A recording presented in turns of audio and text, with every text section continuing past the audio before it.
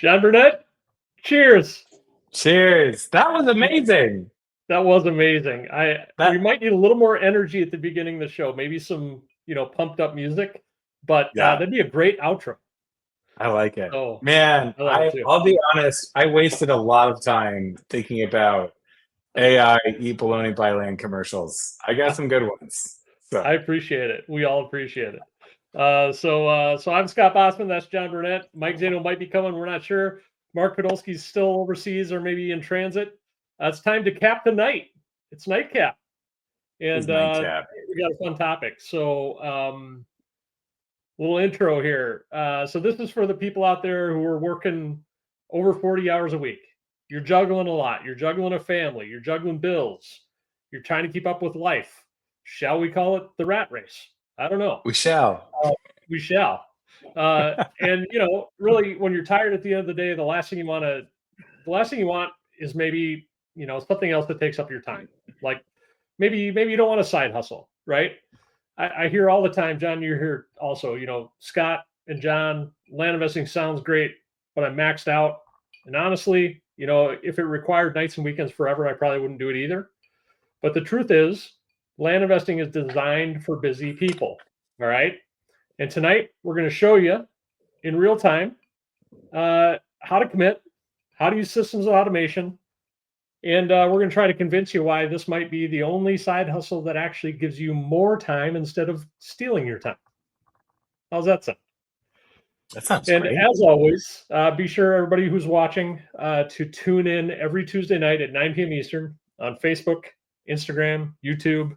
Bring your questions, and we'll tackle them in real time. So it'll be a fun topic tonight, John. I do have one very important question for you, though, before we get started.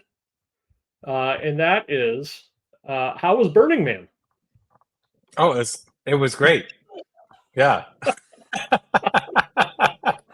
Gotcha. Did Burning Man just happen? Yeah, Burning Man just happened. I'm seeing all sorts Okay. of stuff online, and I thought, oh, John's got to be at Burning Man. I mean, with all his kids. I mean, look at this background. How could this is very Burning Man-esque. John, you said you were away from home tonight. Where are you? I'm in I'm over at my parents' place. And so okay. And also, fun fact, I was telling Scott just before this, I forgot my power cable. And so if my screen goes black, it's just going to become the Scott Bossman show, and then he has to monologue at you guys for the entire remainder of the show. Don't let him stop. Oh my gosh. Yeah, you're going to need to bring a lot of questions, people, for me to stay on all by myself on here. So, all right, awesome. Well, let's get to it. Let's, for those of you chiming in, tell us where you're from. Tell us how long you've been doing this. We got some regulars. We got some regulars showing up. Sean Davis. He says he's tuning out if that happens. If you leave John, he's out. Whether or not I'm here. I'm the only reason that you're here. Be honest. Don Thrasher's here. Rick C is here. Daniel Bryan is here. Martin Control is here. I'm sure there are others here. I need to actually share this over to Instagram right now as we're speaking. But let's talk about this, John. So we got some talking points for tonight, right? Yeah. First, let's talk the time commitment. What are your thoughts on this whole thing, John? As far as I just don't. Maybe you talk to somebody, and maybe they have a lack of freedom in their lives when it comes to finances or time. Maybe they don't have enough time with their family, and they just say, "I don't have enough time to do this." What do you say to somebody like that?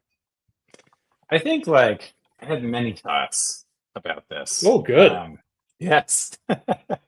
I think that there are a few things that are worth considering with that. One thing is that it is I remember jumping into this, and it's this weird thing where you're like, I need more time with my family, therefore I will add more things to my schedule, right? Yes. And so there's kind of this weird I don't know, almost an oxymoron, right, as you're doing that.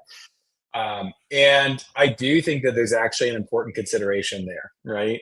And what it comes down to is I think one thing that's important for us to remember as we get into this is that your family does need you now, right? And not just in the future. And so Valerie and I, when we jumped into this, it was important that we carved out the time, we made it happen, but we didn't want to do it at the expense of our relationship and at the expense of our kids, right? But we were able to make that happen, right? And the reality is that this business, it doesn't take a crazy amount of time. I mean, you guys have heard us say it over and over again, right? Where we want you to be in terms of jumping into this is about 10 hours a week. You can do it with a little bit less, you can do it with a little bit more, but 10 hours is honestly very, very reasonable for getting into this and starting to scale. And you can put an hour here, an hour there. For Valerie and I, what that looked like is, when we started, we would carve out a little bit of time in the morning. I would do my lunch break. We work a little bit in the evening, and then we had shut off times, right? After 8 o'clock, no land, right? No land after 8. And then Sunday, we would just shut it down, right? And we do a family day, right?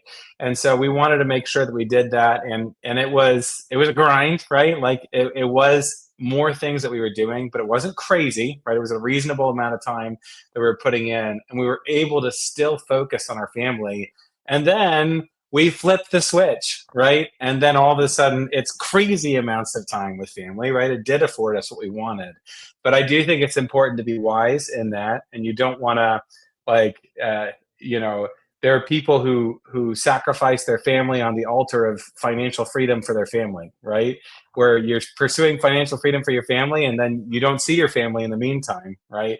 You can't do that, right? But I do think that there are ways to do this, to carve out that time, make it happen, and it's worth it. So No, I love that. It is all about carving out the time, and I think your amount of motivation will help you find the time. I'm going to challenge you on something though, John. I don't think you need ooh, 10 hours a week. I think not to start, right? Like, how many of us drive to and from work and it takes a half hour to get to and from work, right? And we might get lost in the endless drama of the news or your favorite sports team, or maybe some podcast that doesn't give a lot. Maybe it's a little more fluff than what you want, right? That when you look at all of the time we have, and then you're talking scrolling now, right? There's a lot of scrolling. So, add up, do a time audit, in my opinion. mhm, Look at how much time you're spending during the week driving to and from work, flipping on your phone, and just ask yourself, hey, can I replace 3 or 4 or 5 hours of this activity with even learning? Right. And the nice thing about driving is, Mark's got 1,000 podcasts going back to 2015, and probably 90% of them are still applicable. So you can get mhm. on there and learn a lot. So I think I think you can do this with a half hour a day. Start learning an hour a day, 7 hours a week. I really do. I think that you may want to, however, carve out more time once you see it's working. Yeah, Because when I got that first sale, I was motivated to do more, and I'm like, okay, I'm bringing in $130 a month passive income. What do we think about that now, John? It's like, it's just another day in the office. But back yeah, then, like, it was a big deal. So then I'm like, all right, how do I do that again quickly? And might I be motivated to find some time early in the morning before the kids get up, or maybe burn them in just an extra half hour tonight to do a little bit more. But I think you're exactly right. It's carving out the time. And for many of us who have full time jobs, who work 40 or 50 or 60 hours a week, plus we have family, plus we have other commitments, it is about carving out the time. But I would just challenge everybody on the call. We yeah. probably have more time than we think. I think that's such a good point. Like, it's interesting. I've had these I've done these like social media fasts, and you do it, and you're Mm, like, oh my goodness, I am way more productive right now, right? right. But to do something like that and just say, you know what, I'm going to take 2 weeks, 3 weeks, and pull off of social media, just fast, and I'm going to replace it with X, Y, or Z. Like, see what happens, you know? I love it. I'm gonna ask the group right now. Where can all of you find extra time? Awesome. All right. I gotta turn my fan on. It's getting warm. I'm getting all heated. Getting all heated in Mm, here. I'm Uh so excited. but but the other thing is, there's kind of an analogy here too, like with like okay, when you're going to start a fire, what do you got to do? You got to gather the kindling, and you got to get the paper in place, and you got to get the lumber in place, and you got to prepare everything. And sometimes it takes a lot of time to do that, but you just do in little chunks, right? And then you start the fire, and then once you see the fire happening, you got to keep the fire lit. So I do believe also that there is some commitment with this whole time thing. Like once you start learning and once you start doing deals, you do need to commit your time for the next couple of years to keep the fire going, because that's going to really result in what you talked about, John, where we eventually start buying our time back with this whole thing, right? Yeah. And then Yeah. you're exactly right. The script does flip then, because we can start scaling back in other areas of our life and just maintain our 10 or 15 hours a week in the land business. Yeah. Yeah. I like that a lot. And I think you're right. Like it doesn't take, especially to start. When I talk to somebody, my biggest thing is momentum, right? So when I talk to people about the land investing business, generally momentum is high. And the worst thing you can do is nothing, right? Momentum doesn't stay where it's at all by itself, right? And so, I mean, come to Nightcap, ask us questions, right? Learn things like Scott's saying, and you can maintain that momentum, and you can start getting some actionable strategies, right? But yeah, I think you're right. Like 10 hours is not necessary at the outset. Like I think it's a good spot to be to start scaling quickly, right?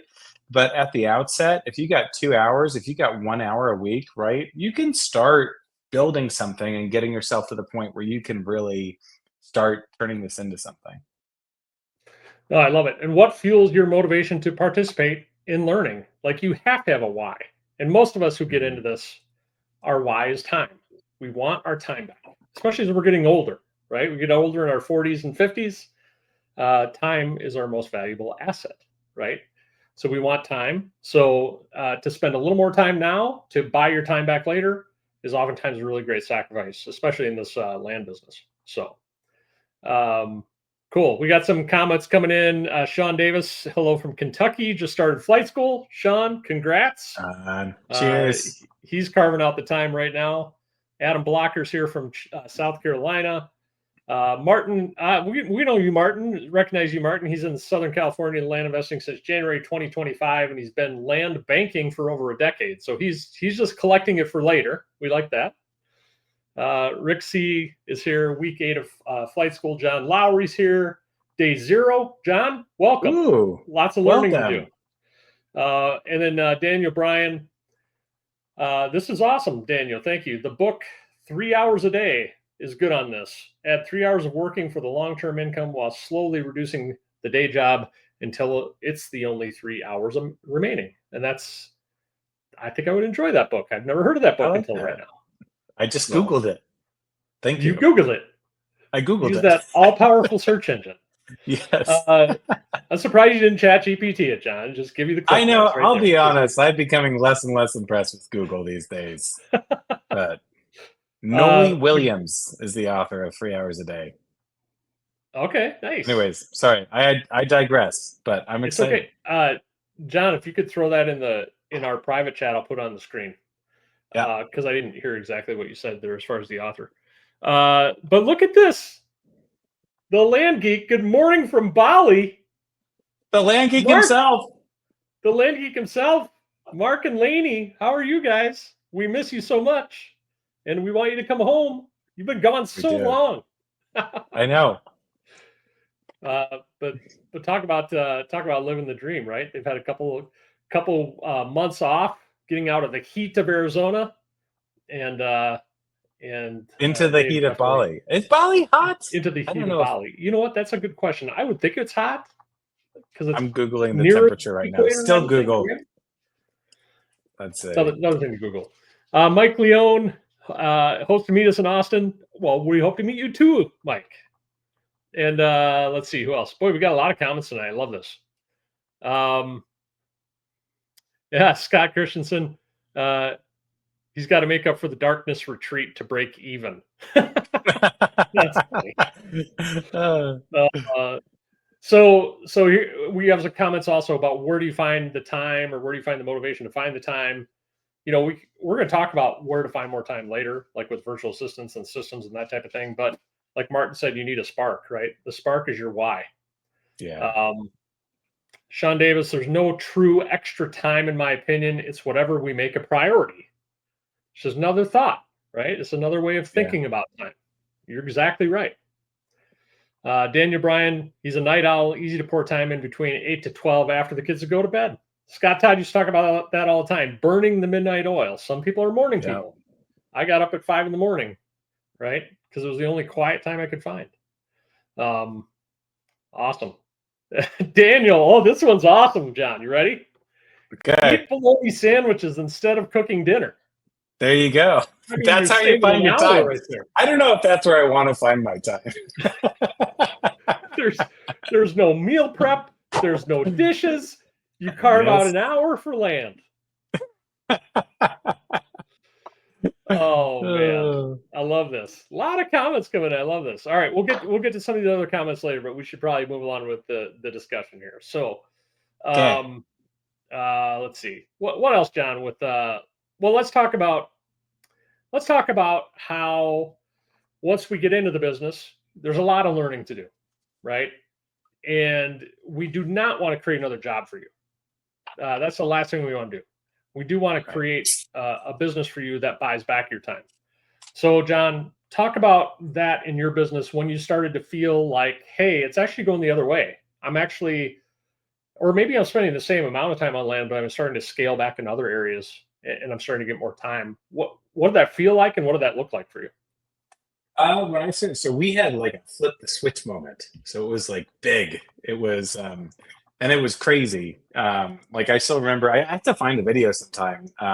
Valerie and I sat down on the couch and we recorded a video of ourselves at that moment, just talking because we wanted to remember, right? We wanted to remember why we jumped into this and what the reasoning was behind that, and what life was like on that side, right? And so it was pretty stark for us when that happened. It was kind of like from you know from working a full-time job to just not right. Mm-hmm. And so I do think so with that, there have been moments, the core benefit, one of the core benefits I think of this model itself is the fact that there's so much repeatability, right? So there's very consistent variables between each of our properties, between each of our processes. So there's so much that you can delegate and that you can automate, right? And so when you find yourself doing something over and over and over again, you can hand that off to either another person or a tool, right? And so what you can do is start pulling yourself out of your business. And so that you actually have something that isn't a time suck for you, right? And so that you're working on your business rather than in your business. So ultimately that's where we want to go. I meandered a bit. Did I end in the right spot? No, you didn't meander. That's yeah. You definitely. I just said what does that look like, and you definitely. I think you gave us a good explanation of that, right? Cool. You start, and I guess the way I look at it is like we're almost spending the same amount every week in the land business. It's just the 10, 15 hours a week in the land business. That's actually pretty consistent. I think if you can remain consistent at that pace for 3 to 4 to 5 years, you will start to scale back into other areas of your life. You can go from full time to part time in your job. Look at how much time that frees up. Maybe put a few more hours into land and help it grow faster. You start buying time back for your family.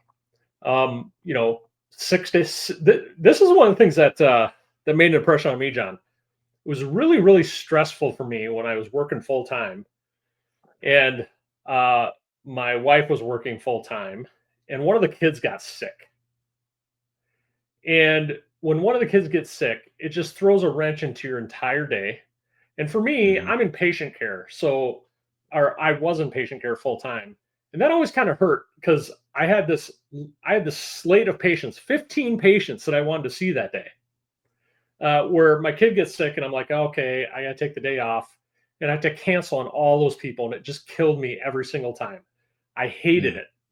Uh, Not that I didn't hate staying with my son because he needed care, right? And I'm going to nurture my son when he needs care. what I hated was the stress it caused me. And Mm. I think what happened for me, there were kind of there are all these little moments in the business where a light turns on. And you're like, oh man, it used to feel this way, but now it feels this way. And now, well, boys are out now, but when they were in middle school and high school, middle school not as much because I was still working part time, but at high school, if they need to be homesick, I could be there for them if they needed something, and there was no stress associated with it. Oh, you need Yeah. to stay home, buddy? Okay, that's okay. No big deal. I'll take you to the doctor if you need to. Let's go to the store and get you some stuff. I'm gonna go get you some OJ, get you some Gatorade. Like, what can I get you? There's no stress with it. And I don't know. I think there's a lot to be said for that. That Yeah. this business also buys back your stress. Mm. Yeah.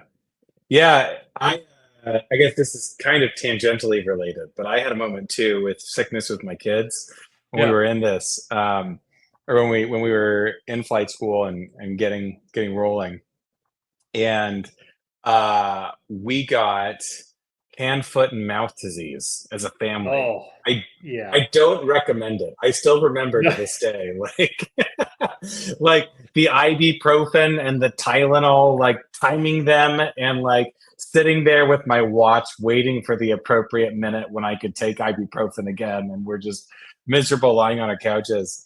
Back then, I had only two kids. But the thing I remember is us just lying on the couch being miserable, and my son just over and over again just saying, "Daddy's home, Daddy's home, Daddy's home." Oh, And it wow. That's was, I know, crazy. it was like I still just get chills and like just thinking about that, you know. And that was the reminder, like this is why we're doing this, right? Hmm. It's giving my kids my presence whenever they need it, right? So I mean, for that feeling and for what I've experienced, I mean, one would be motivated to put in a couple extra hours a day to learn this and yeah, do this, right? I know. It's Um, crazy. Like, I mean, I had breakfast with my family this morning. I made quiche. So I want you guys to know ooh, I'm very domestic.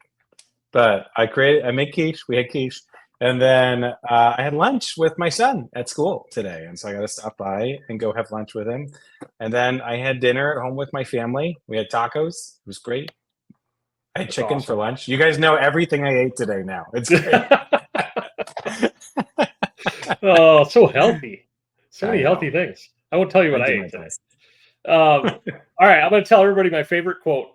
Mark Podolsky always makes fun of me this quote, but here's my favorite quote. This was in a book that I read my first year of land investing 10 years ago, and it really left an impression. It was by Rory Vaden, and it was called "Procrastinate on Purpose," which the title does not do justice to the book because the book really talks about how to automate, delegate, and eliminate and systematize. But he had a question, or sorry, he had a quote in the book where basically he said, when you're taking on a new side hustle or something new to start buying back your time, what you need to do is this. Ready? Oh, come on. It's not coming up in the chat. Did it come up? Hold No, on. Oh, I there don't it is. think so. There.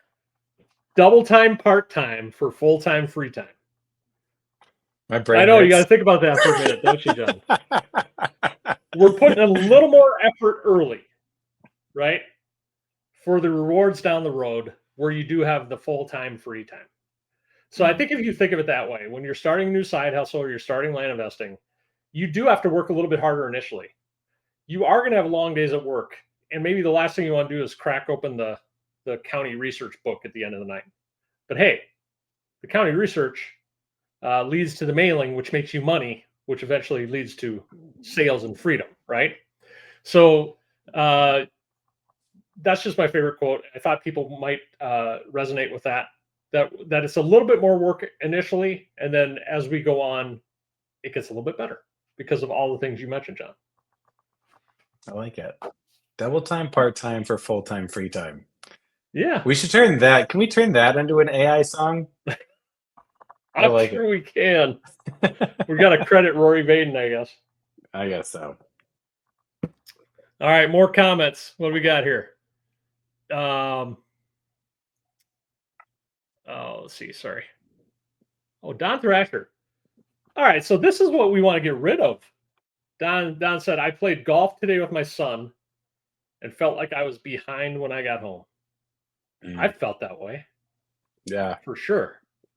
You Right? know, I was thinking of Don Thrasher the other day. You Sorry, were. I'm going in full tangent mode. Don Thrasher is a respiratory therapist. And I actually had to take my son to the emergency room last week. So everything's fine. This is a happy story. But Okay, good. he was wheezy. We had smoke in the air and he was getting kind of white and took him to the emergency room. And I saw a respiratory therapist and I thought, Don Thrasher is a respiratory therapist. So Don, next time I'll call you. It'll be great. You won't charge me $2,000. I can just give you I'll give you like a quarter acre or something like that. It'll be great. Good thing you're a land investor, John Burnett. Awesome. Scott Elliott started flight school a few days ago. Sat in his first office hours tonight. Really good. Glad to hear that, Scott. Welcome. Shannon Morris from Nebraska. We all have the same 24. It's always a decision to how we spend them. It's all about the effort. Love it. A lot of great advice from all of the watches tonight. Mark's home on Friday. Can't wait to be back in his own bed. Love it. Mike Leone, when you're motivated in something, you find time. Don's laughing about something. He was laughing before you were talking about respiratory therapy. So okay. But Daniel Bryan feels your pain also on the hand, foot, and mouth disease for sure. It is painful. Buy back your stress is Dan Martell's next book idea. All right, I love that. And Mark likes the book, Procrastinate on Purpose. Awesome. Well, any questions from the peanut gal? No, that's derogatory. Sorry, I used that a couple of weeks ago and I got in trouble. Can't say peanut gallery. Mike Zano got all mad at me. So, any questions from our viewers? Questions, topics? I think I just really like the point that you made about the time audit. I think that that's so helpful when you really think about that. Where am I spending my time? Is there any area where, where I'm just kind of in the scroll, right? Just that steady dopamine drip, right? To remove that and replace it with something healthy, right? It's just good for you, right? You'll feel better on the other side of that, getting rid of just that steady dopamine drip. And you can actually use that time to build something that changes your entire life.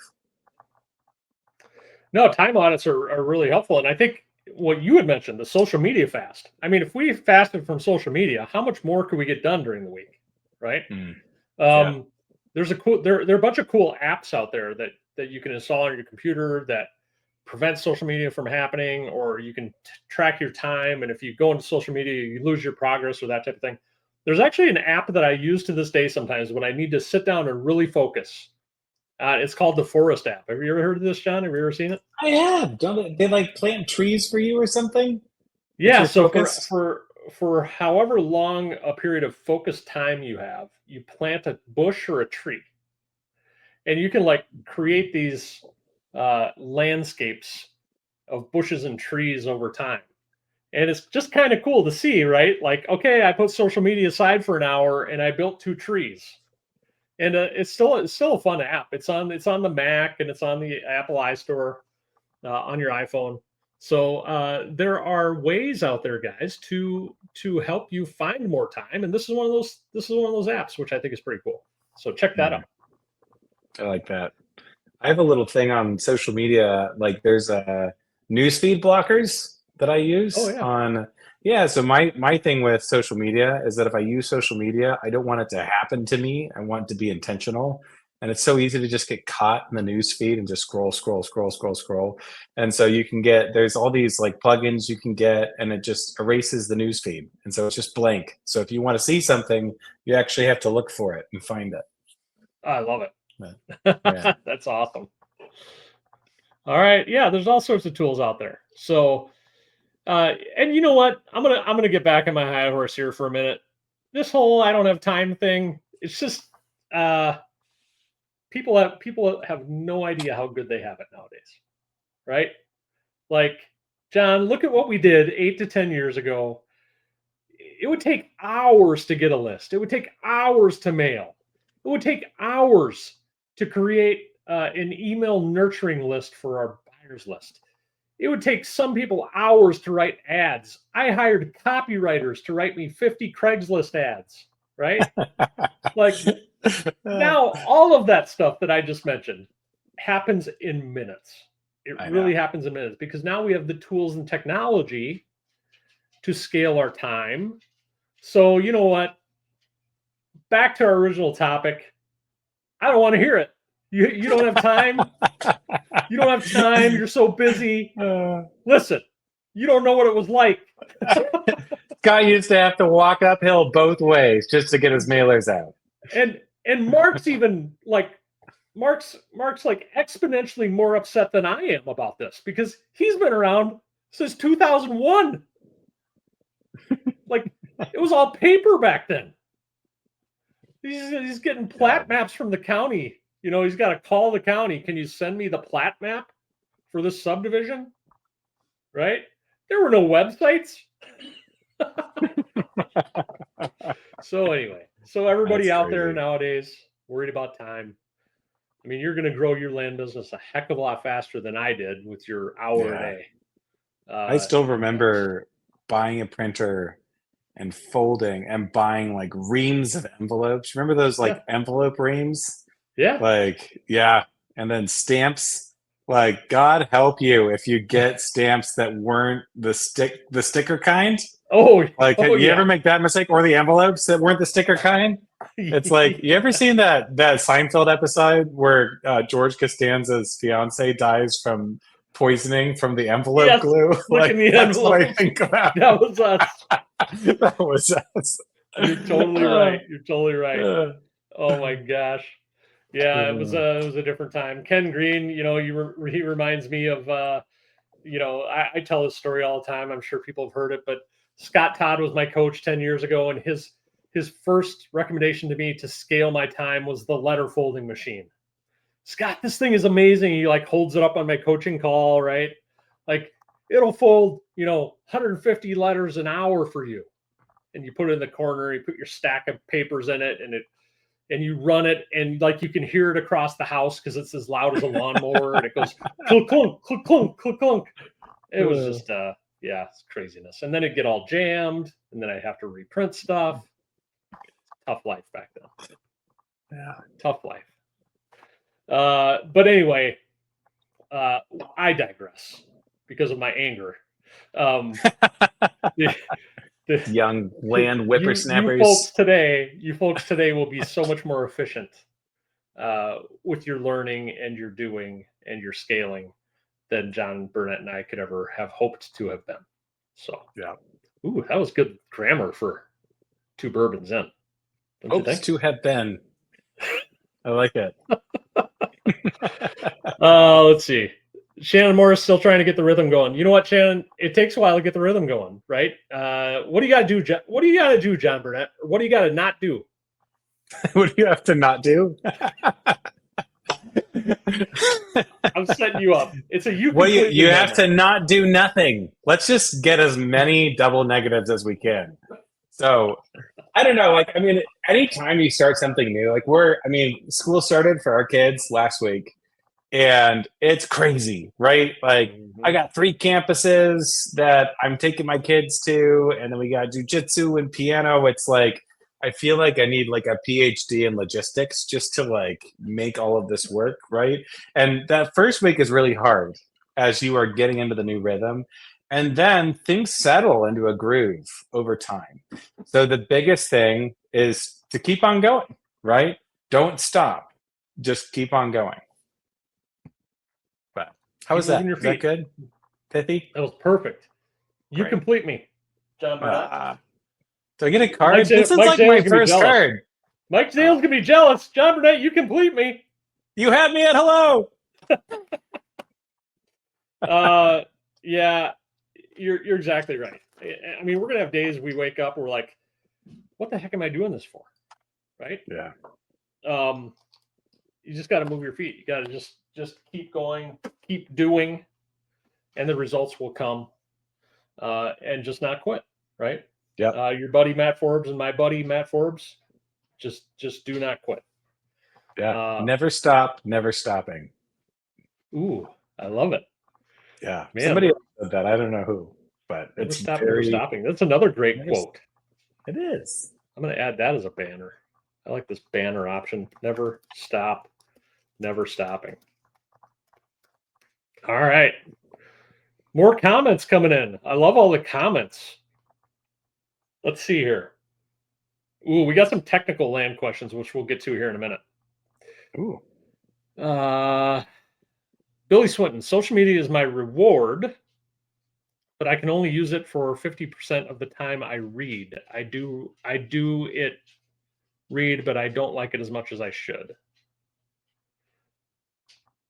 Yeah, I mean, I think we all read, my wife's like, too, you've been scrolling a lot. I'm like, I'm reading the news. Are you? She says, are you reading the news? Yeah.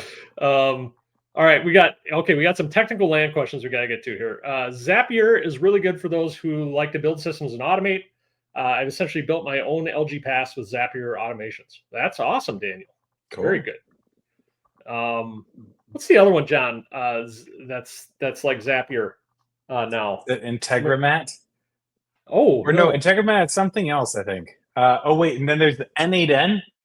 N8N is for like all of you crazy, like if you're a programmer, then you can use N8N. But if you're me, you use Zapier.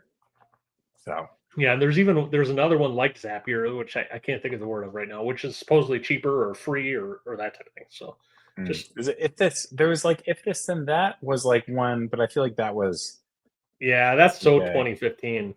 That's I know. yeah. I mean, yeah. All right. Well, we talked a lot about time. I think we've talked about strategy as far as, how to find the time. Time blocking is always great. Try to block the same time every week for learning or doing or that type of thing. That's what I really recommend for flight school people. Try to block out the same couple hours every Friday, right? Or every Saturday or whatever, and just make that your learning time and your doing time.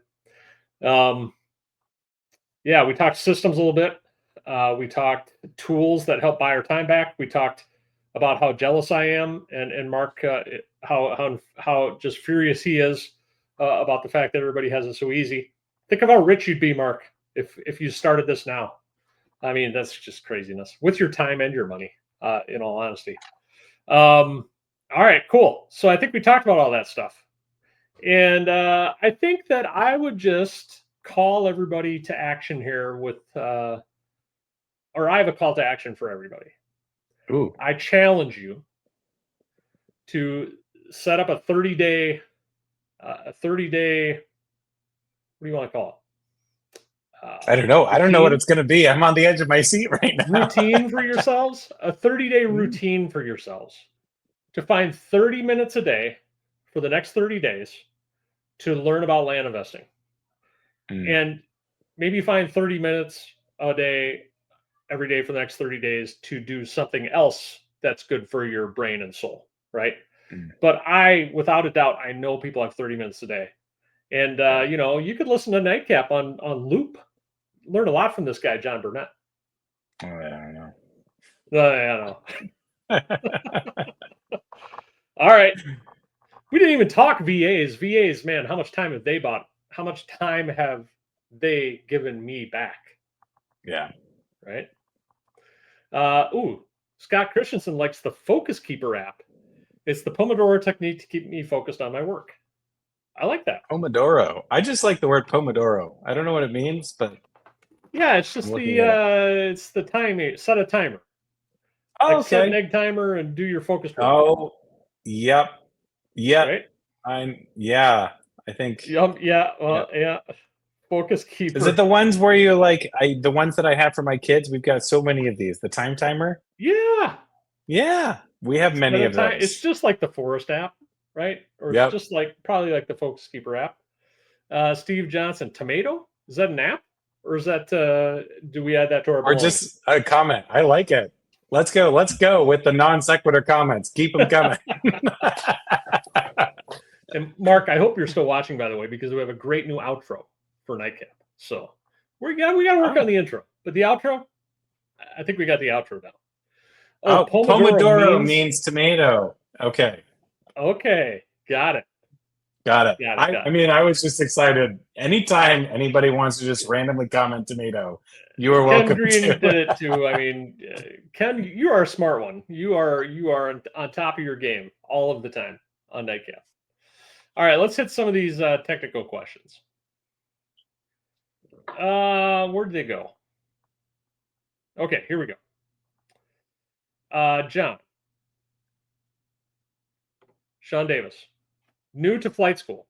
They've been digging into county research and really trying to pick that one county where we say, this is it. What insights, John Burnett, do you have? Yeah. So this topic? I would say that, so you want to, I mean, we talk about it a lot, right? Like you want something that is not a place where nobody else has ever been, right? And so if you don't see any other land investors there, like don't start there, right? If you don't, you know, we talk about it a lot, like it's fishing, it's like fishing, right? When you fish, you go to where other people are seeing success. You don't try to just start just anywhere, right? So that's one thing. I think for me, my questions, the first question I have is, can I sell this land, right? And if I can sell this land, then I go to the next step. But the first step is, can I sell this land? And for me, I ask the questions, right? Is there legal access to the property, right? And is there some level of recreation potential in this property? And can you build on this property, right? Sometimes I buy in areas where there's no recreation potential, and sometimes I'll buy only recreational properties where you can't really build. That's fine. But if I've got those three things in place, generally it means that it's something that I can sell.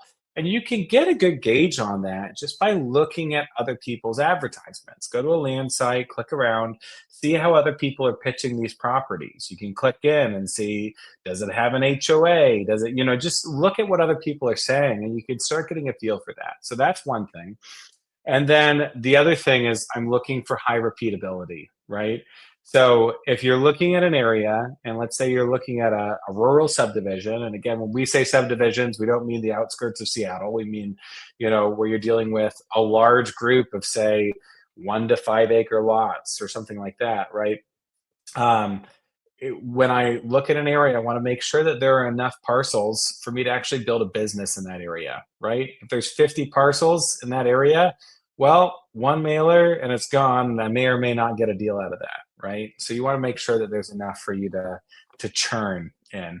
And then you just think about questions like, how much money do you want to spend, right?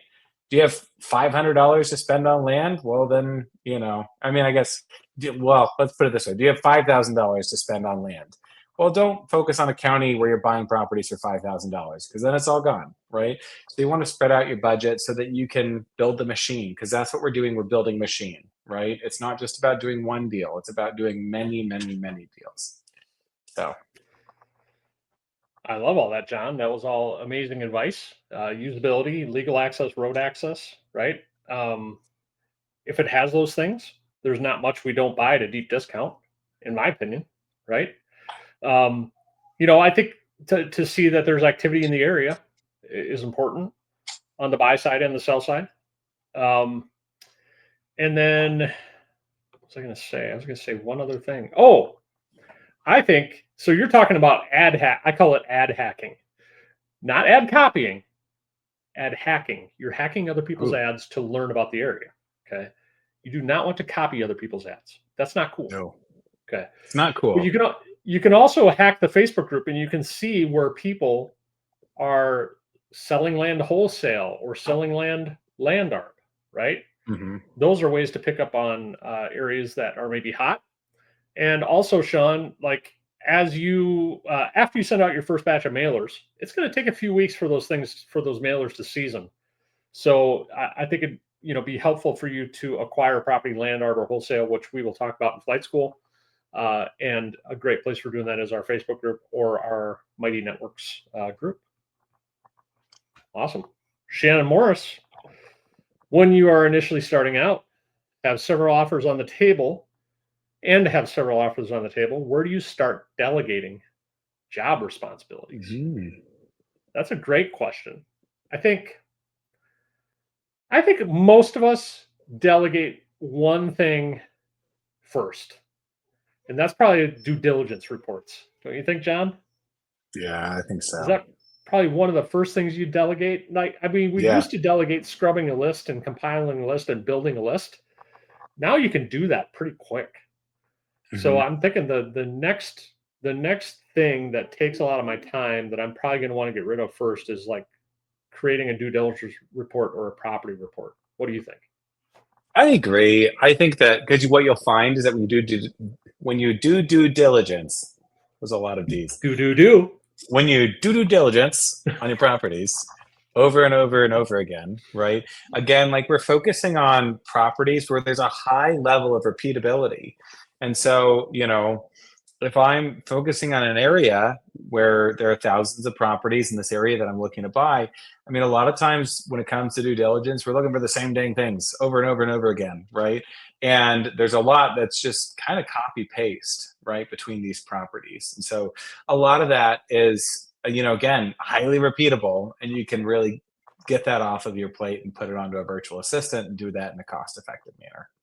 Yeah. So, And Shannon, maybe you're beyond that. Maybe you've already done that. Maybe you've already outsourced that. As mhm, far as what's next, I think it just depends on the person, right? I think for some people, marketing is the biggest pain in the butt ever. So you may want mhm, someone to help you market, or yeah. creating or listing properties on land websites, right? Uh, or um, or having the sales conversations, right? Cultivating the leads, having meaningful sales conversations, closing people on the phone or via text or email. Mhm. Sometimes those are the things that are most painful. Sometimes I do mailing is think most painful. though, I do think so. One thing too, and Shannon, this may not be you, right? But I Mhm. think sometimes people can feel overwhelmed and have an initial gut reaction to, I need to delegate right now before I actually dig into this process. Because for me, at least, anytime I jumped into a new process, you get this pit in your gut, you're nervous, you're having to pick up the phone, you're talking to people, and you really do need to learn those processes first. So, it's important that if you got several offers on the table, you're talking, you're picking up the phone, you're talking to these sellers, and you're starting to work those processes. And then a lot of it just comes down to, like Scott was saying, like, what is it that I guess, who are you, right? And what is it that you do and don't enjoy, right? If there's something you don't enjoy and it's repeatable, delegate that, right? Prioritize that first. You said one of my favorite words: I did. Is it processes. Pomodoro? Ooh, Processes. processes. Because if you just break it down a little bit, you could break it down into process ease, like EASE, Ooh, look process at this. ease. There's some I ease in the like it. process. Let's put that on a t-shirt. Process, Process and then like ease. ease. Yeah, I we're like like the that. T-shirt guys. We I have a think we lot of are. T-shirt ideas. Somebody, Mark Podolsky, somebody make a list. Yeah. if you're watching, we have another T-shirt idea. You always say, Mark, there's a pig for every barn. We all just we twinge just a little. I don't know what it is. I don't know. It Yeah. just feels dirty. Like like like uh like it's just not quite. I don't know. So we came up with a different one. There's a duck for every puddle, Mark. Doesn't I that like just it. sound more like accepting? It does. No, And it also needs to be a t-shirt. There's a duck for every puddle. Nightcap, there's a duck for 8 every p.m. puddle. Central. Yeah. We need to get like a t-shirt printer. Like, do they make those? Like Oh yeah, they you make them. feed in a t-shirt instead of a piece Oh of yeah, paper? Yeah? yeah, We yeah. should, They make Mark, them. you need one of those, and then we're just gonna go to town. It's gonna be Send it great. to John's house. John will Send it to create all my the t-shirts. house, and my children will wear them. They'll be walking nightcap advertisements. We'll make some onesies. Uh, Steve Johnson. I've been in contact with a seller that has property in multiple states that she wants to sell, but I'm so new that I'm not sure I can capitalize on it. All right. Ooh, I mean, it just screams opportunity, doesn't it? yeah. And you're Send probably it to feeling some me, Steve. Give it to me, Steve. Steve, Scott at thelandgeek.com. You don't need to email John at thelandgeek.com. No, I'm just kidding. Email both of us. No, but here's the really cool thing, right? Like a lot of people come into these situations, John, where I just talked to a couple like a month ago. They're in week 5 of flight school and they're on the verge of buying 20 properties. And they came on the coaching call and they were overwhelmed. They're like, Scott, what do we do? Like we don't like this is crazy. It's overwhelming. We don't know how to buy all these. We don't have all the money to buy these. Well, let's sit down and talk about it. Let's create a plan for you. But the really cool thing is you can tap into a community of people who can help you get these deals done in a number of ways. You could, I mean, we could go, this is probably an entire podcast in all honesty, but you could line up a wholesale buyer, right? Like, let's say John Burnett wants some land, maybe he works in that area. Call John. Hey, John, I'm coming in some land in this area. Would you be interested in buying these wholesale, right? Line up a wholesale buyer. Find the funds to do the deal, right? Either from friends and family or somebody in the community. Set up a debt agreement where you can pay them back over time. Do the takedown deal. So the takedown deal is like buy 1 or 2 a month for the next 12 months and just create an agreement with that seller, right? What else, John? Am I missing anything? I mean, I think that's great. Like the takedown deal is a good one, right? Where you can negotiate. And the other thing is just make a spreadsheet, right? And start looking at each of these properties and trying to get a gauge of what the market value is, right? That's your first piece of due diligence. So if you can go through that, right, and get a gauge for each of these individual properties, one of the things that I do, one of my tricks is, you can go on a site like land.com and you can zoom right in on the map and click search this area, right? It's a little bit of a pain because you have to go back and forth between like Google Maps or the GIS and land.com to find the right area on the map. But zoom right in on that property, click search this area, keep on zooming out until you find some comps, right? That'll give you a rough gauge of the market value for properties in each of these individual areas. Come up with that, and then you're going to have a strong arsenal. Like you'll know if it's a good deal, right, for you to actually move forward on, or is this guy wanting 150% of retail value for all his properties? And then I think the takedown deal is great, right? If you can work something out with somebody where it's like, hey, we're going to structure it like this. I'm going to pay you X amount, per month or in these tranches, and then I'm going to buy these properties from you, and you can structure it out. I think that's great. And then all the ideas that Scott has, you can find people to buy it from you wholesale. You can find, there's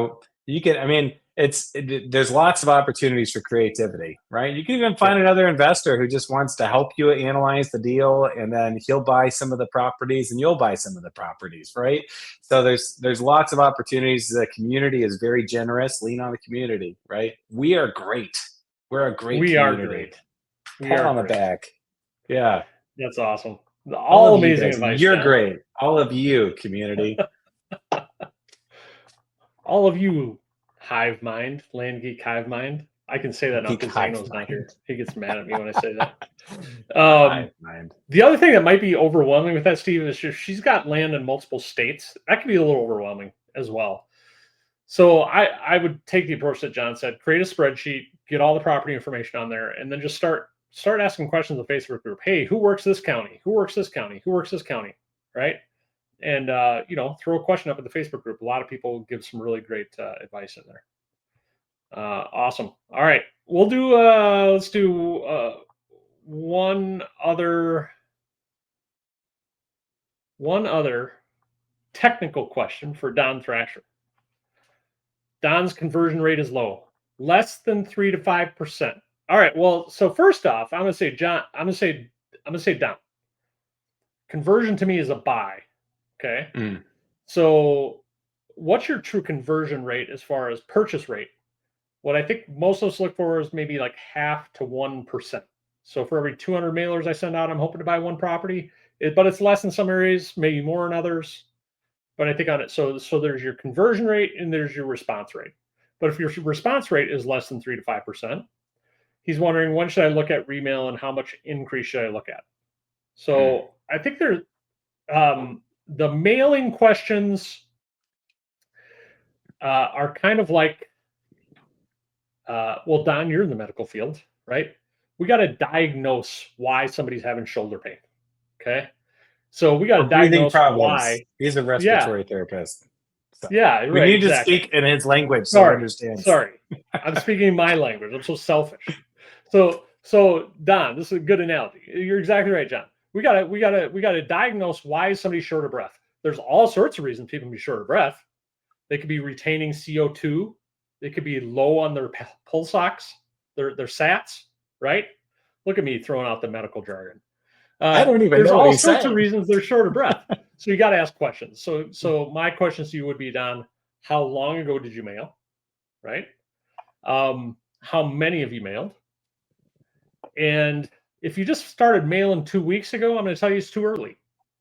If you started mailing 2 months ago, then we'll probably point to, okay, if you've sent out a bunch of mailers and you haven't gotten any responses, you haven't been able to purchase any land, your offer is probably too low. And then John, any other advice on that? And then he's also looking at like when he remails, how much of an increase should he look at? Yeah, I think that um, I think that I concur with your response. I think you gave a very good response. Um, I think that when you send out your mailers, you could also try a few different price points, right? So instead of just doing a uniform raise, try a few different price points, A, B, C, and then you can see which one is resonating with your sellers. And so I guess that would be the only other tidbit I would offer. No, that's great. And I think remailing, I would say if it's just crickets um, for 3 months, then I would maybe remail if you're convinced it's a good area. I would maybe remail and up my pricing. I'd probably redo a pricing matrix. And if you mailed it 25 cents on the dollar last time, Don, maybe up it to 30 cents on the dollar. Maybe up it to 35 cents on the dollar. I think if you tier your offers, like John said, right, that's helpful as well. So, Mm. but I would also say, Don, if it's really keeping you up at night and you're not getting the responses you want, it would be helpful to diagnose your shortness of breath on a coaching call. I see what you did Come there. on the It was coaching call. good. I'll get on my stethoscope, and we'll spend a half hour. You got Dr. Scott, with the land doctor. The land doctor. Oh man. All right. We're gonna end on this. Oh wait. Okay. Well, we'll end on this comment. Was reminded of why we do what we do last week. This is from Daniel Bryan. Spoke with an elderly woman, asked why she was interested in selling, said she has dementia and needed to liquidate. Didn't know how much time was left. Oh my gosh. It's a heart tearjerker. But we do hear this a lot, right, John? Mm-hmm. We hear stories a Yeah. lot that are sometimes, in all honesty, hard to hear. Yeah. Whether it's maybe somebody who's older toward the end of their years, or somebody who had a dream about this property that never came to fruition. We hear some tough stories sometimes, and I think we do help people. Mm-hmm. And we've helped a lot of people who they're so thankful to be rid of this what they perceive as a burden that they send you a thank you card in the mail for buying their land at a deep discount. Yep. So yeah, I mean, I think we help people. I got to ask that question today. Somebody's like, it seems a little shady what you guys do, right? Yeah. And Yeah. It's go ahead, John. Yeah, I mean, I kind of when I first jumped into this, I was like, am I comfortable buying at a discount? But I really think it's a good value proposition, right? Like, Mhm. I mean, we'll tell people we are going to resell your property, right? It's not like this thing like, oh, like they don't know what it's really worth, and I do, right? It's not this thing where we're like trying to hide something from them. Right. Reality is like it's a good value proposition for these people. Like this is generally the way I would put it, like if you got a piece of land that retails for $12,000 and it's a 40-minute drive to get to it from town, good luck getting a realtor up in the morning on that commission, right? Yeah. It's hard to get a realtor to sell that thing, right? And then the other option you have is for sale by owner, right? But if you live in Oregon and the property's in Texas, you're like, well, where do I start? What do I post? How do I get pictures? And I have good systems for that, right? And so I know how to do it. And then there's me. I'm option number 3, right? I don't pay top dollar, but I close fast and I pay cash, right? And and then we get buyers or sellers. We get sellers and buyers, right? But we get people who want to sell, and we really are actually solving a problem for them, right? And we can be upfront about what's going on, right? And it still is a good value proposition. Oh, that's awesome. Thank you, John, for that valuable info. Well, we've done it. We've hit another hour We did in it the without nightcap Mike. space. How's the percentage on your computer there, John? I made it all the way to 8%. You got I very mean, close. we got very close, but we did it. We did it. Yeah, very exciting. And hopefully this was helpful, everybody. I think the bottom line is if you feel like you're too busy, just remember that the commitment to learning and doing this business is temporary. What we do down the road is permanent, right? As far as like the systems we employ, the businesses we create. And it might seem like a lot up front, but the sacrifice is worth it in the end, as we can attest to, John, for sure. So overtime, part-time, so that we can have party time all the time, or whatever it was. Oh man, that's amazing. Yeah. That is awesome. Next week we have a guest next week. I need to do a little homework on who the guest is and what exactly we're talking about, but I know his name is Fred, and I know that he's an AI specialist. And we're going to talk about AI in the land business, right? Which is pretty exciting, and something that's definitely revolutionized things for a lot of people. It's exciting. So, all right, everybody. Hope you all had a good night. Hopefully this was helpful. Cheers to you all, and don't forget Dirt Rich Summit, first weekend in November in Austin, Texas. Join us. Come have a. You can see us in person. I know. Yeah. I was just thinking we should have a nightcap, and we should call it that.